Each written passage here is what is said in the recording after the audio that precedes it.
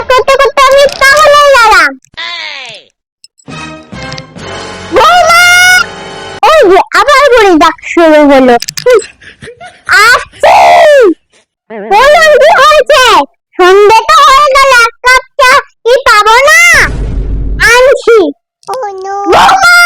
আবার কি হলো? বলি কি রান্না হবে? মাছের ঝোল আর ভাত। ঠিক আছে, কিন্তু মাছ রান্না করবে। কেন? আমার জন্য, ছেলের বাবার জন্য আর ছেলের জন্য। আর আমি? তুমি তো ডাল ভালোবাসো। ফ্রিজে পরশু দিনের ডাল আছে, ওটাই কিনিও। দেখো, বাজারের জিনিসের অনেক দাম, খাবার নষ্ট করা যাবে না। আচ্ছা, তাহলে দুদিন রান্না করবো। কেন? আপনি তো শাক ভালোবাসেন।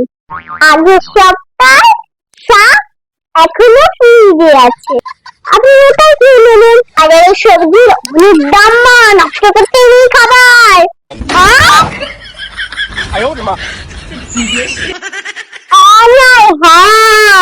যেমন দেবেন তেমন পাবেন।